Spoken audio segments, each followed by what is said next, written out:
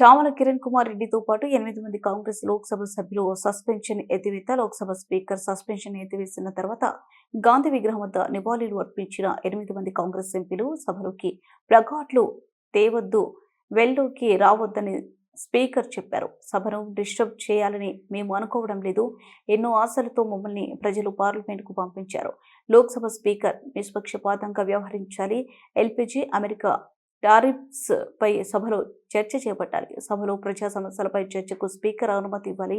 లోక్సభ ప్రతిపక్ష నేత రాహుల్ గాంధీ మాట్లాడేటప్పుడు అడ్డు తగలకుండా స్పీకర్ చర్యలు తీసుకోవాలి. సభ సజావుగా జరగాలని మేము కోరుకుంటున్నాము.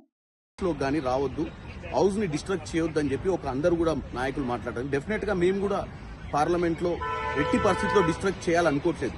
మమ్మల్ని ఎంతో మంది ప్రజలు గెలిపించి ఈ స్థాయికి తీసుకొచ్చి ఇక్కడ మమ్మల్ని ఒక నాయకుడిగా నిలబెట్టినటువంటి పరిస్థితి. వాళ్ళ సమస్యల మీద మాట్లాడాలని మేము సమస్యల మీద మాట్లాడేటప్పుడు స్పీకర్ గారు ఒకటి ఈరోజు లక్ష్మణ్ రేఖ గీసి రెండు ప్రతిపక్షాలు కానీ రూలింగ్ పార్టీ కానీ ఈ సభ మర్యాదలు పాటించాలని చెప్పారు. డెఫినెట్ గా సభ మర్యాదలు పాటించడానికి మేము ముందుకు వస్తాం.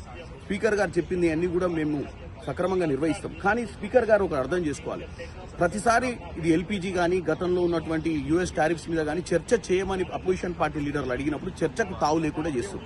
కాబట్టి స్పీకర్ గారు నిష్పక్షపాతంగా చర్చలకు ప్రజా సమస్యల మీద చర్చలు తీసుకురావాలి.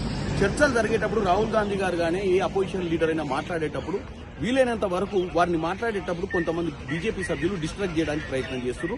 ఆ డిస్ట్రాక్ట్ చేసే సమయంలో స్పీకర్ గారు డెఫినెట్ గా అటువంటి పరిస్థితి రాకుండా చేయాలని కోరుకుంటున్నాం. ఎందుకంటే మాకేమీ ధర్నాలు చేయాలనో ప్లేకార్డులు ప్రదర్శించాలన్న ఉత్సాహం లేదు.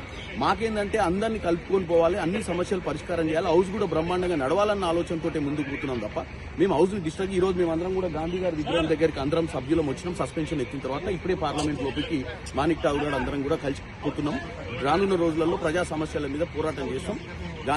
గాంధీ గారి దగ్గర కూడా ఎందుకు వచ్చినామంటే ఆయన ప్రజాస్వామ్యాన్ని కాపాడే దిశగా మాకు ధైర్యం ఇవ్వాలని కోరుకుంటూ ఇక్కడ నుంచి మేము పార్లమెంట్కి బయలుదేరాం.